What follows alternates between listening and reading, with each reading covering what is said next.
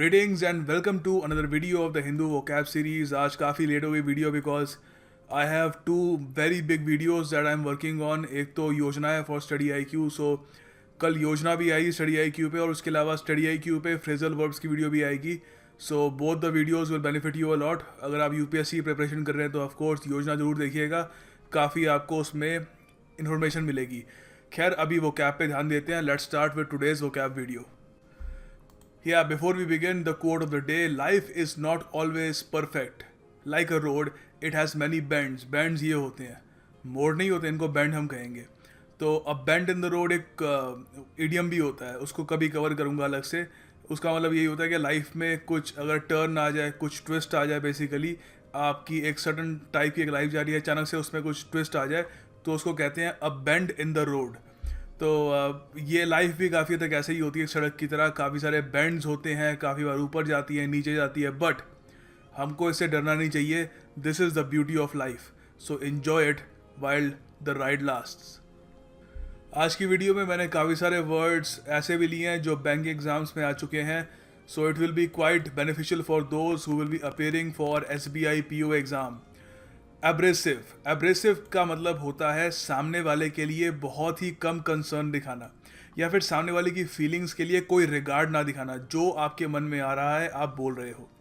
तो इसके कुछ सिनोनिम्स क्या क्या होंगे. देखिए, सीधी सी बात है, एब्रेसिव कोई कमेंट अगर कोई बोले तो सामने वाले को वो कमेंट कैसी लगेगी, उसको वो अनलाइकेबल लगेगी, नेस्टी लगेगी, अनोइंग लगेगी, एग्रेवेटिंग लगेगी, बॉदरसम लगेगी, उसको बॉदर करेगी वो कमेंट, डिस्टर्बिंग लगेगी, ठीक है, फ्रस्ट्रेटिंग भी आप कह सकते हैं. तो इसके कुछ दो बहुत ही simple but very good sentences हैं यहाँ पर.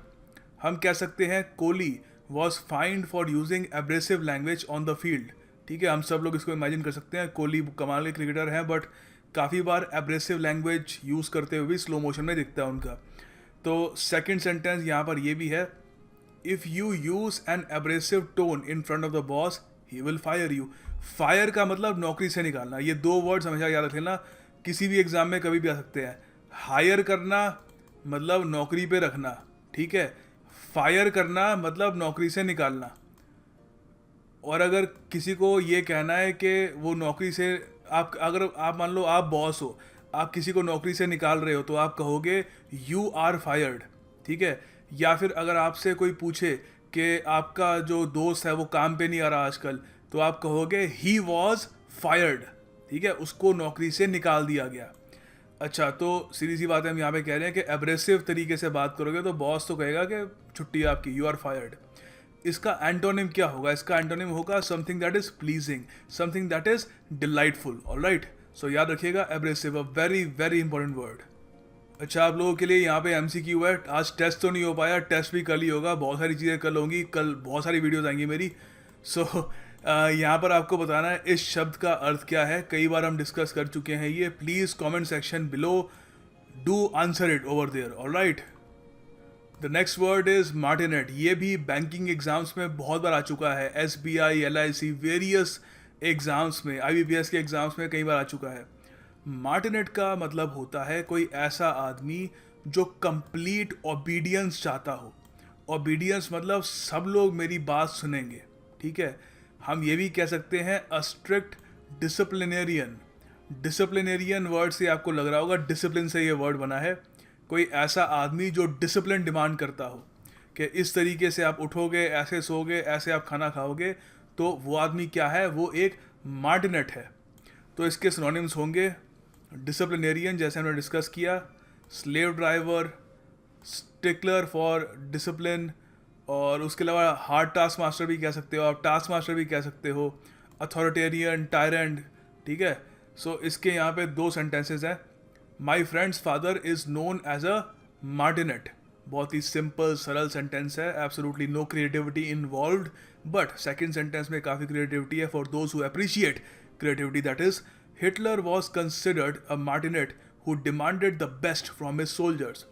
हिटलर, कोई भी तानाशाह हो अगर आप देखें, वेदर मुसलिनी, स्टालिन, इवन जो कंटेम्प्रेरी जो आजकल तानाशाह हैं, किम जोंग उन वगैरह, उनमें एक चीज़ कॉमन है, वो बहुत ही एक आप कह सकते हो डिसिप्लिन डिमांड करते हैं.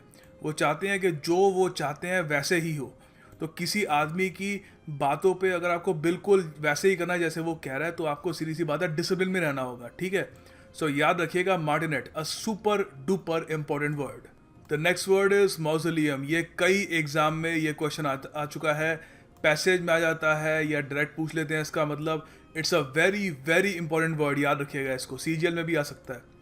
देखिए इसका मतलब होता है सरल हिंदी में मकबरा या कब्र। मौजोलियम ज़्यादातर थोड़ी शाही कब्र होती है, उस पर थोड़ा अच्छा काम किया होता है, पैसे लगाए गए होते हैं वहाँ पर, ठीक है। तो इसके कुछ यहाँ पे सिनोनिम्स हैं, टूम्ब, यहाँ पर वॉल्ट भी आप कह सकते हो, बरियल चेम्बर आप कह सकते हो, क्रिप्ट आप कह सकते हैं, ठीक है।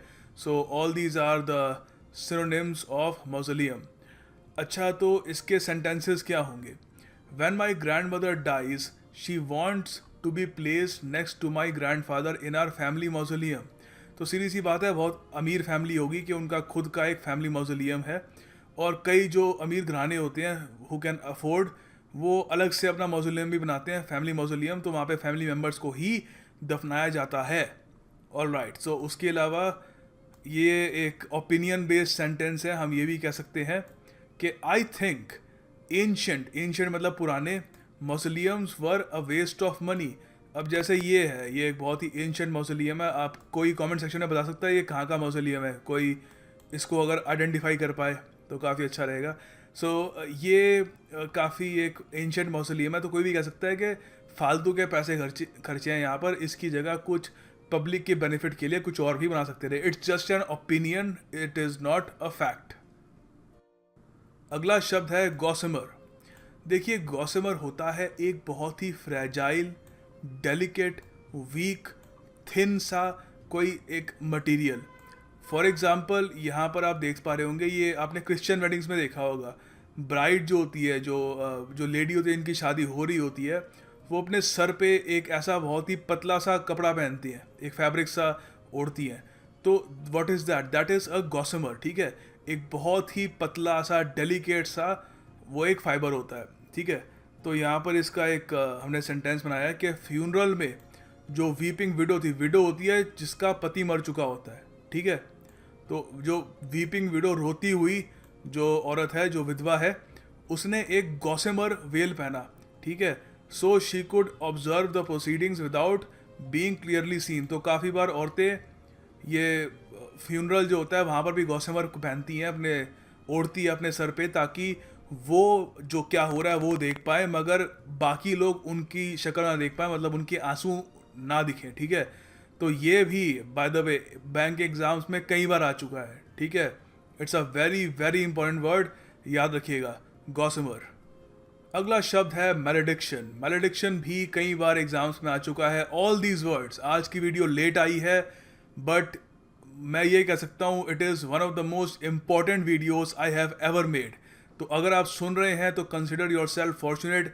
यहाँ पर 1 या 2 नंबर का किसी का निकल सकता है यहाँ पे, ठीक है। क्वेश्चन, मैलेडिक्शन का मतलब होता है एक कर्स, एक मैजिकल सा शब्द जो इस इंटेंशन से अटर किया जाता है, अटर मतलब बोला जाता है कि किसी के साथ कुछ बुरा हो जाए, एक बुरी इंटेंशन, एक ईवल इंटेंशन से कोई शब्द अगर बोला जाए तो वो एक मैलेडिक्शन का उसका मतलब होगा, ठीक है। तो इसका एक सिंपल सा एक ही सिनोनिम है, एग्जाम में यही आएगा आपके, और कुछ ज़्यादा पूछेंगे नहीं, अ कर्स, ठीक है। तो यही पूछेंगे व्हाट डज मैलेडिक्शन मीन, ऑप्शन में होगा अ कर्स, आपको यहाँ पे टिक करना है and you will get your 1 marks. अच्छा, तो यहाँ पर इसके 2 सेंटेंसेस है। It seems like the country of Afghanistan is under some sort of malediction. तो यार अफगानिस्तान के बारे में क्या बोलूँ, कितने सालों से ऐसे लगता है वहाँ पे जंगी चलती आ रही है, लोग वहाँ के कितने बुरे हालात से गुजरे हैं, तो ऐसे लगता है कि किसी ने कर्स ही कर दिया उन पर कि कभी वो चैन से ज़िंदा रह नहीं पाएंगे, ठीक है।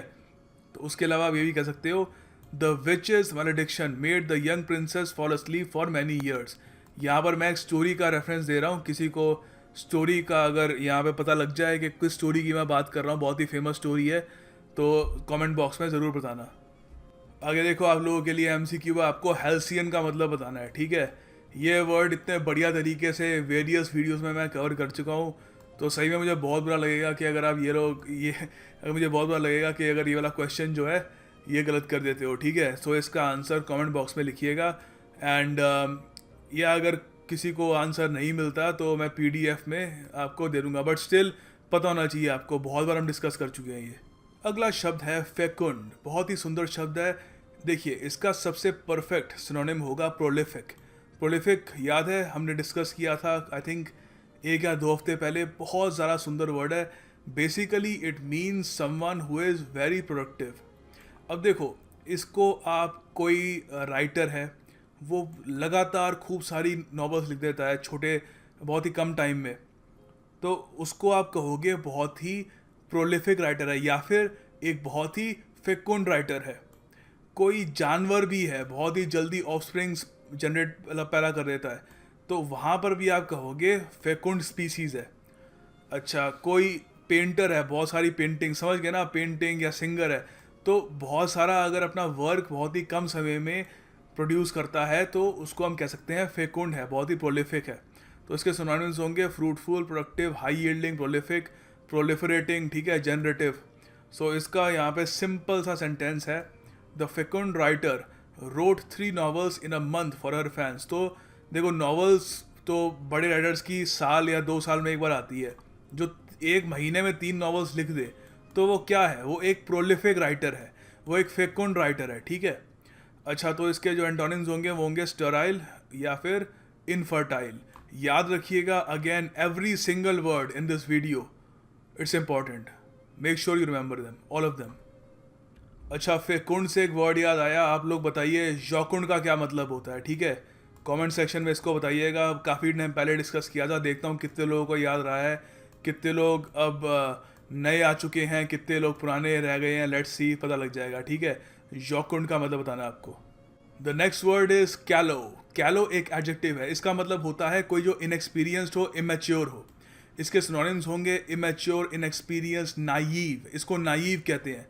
कई जो इंग्लिश टीचर मैंने देखा है को नाइव नाइव पता नहीं क्या कह देते हैं, I don't even know to pronounce it, it is pronounced naive, ठीक है।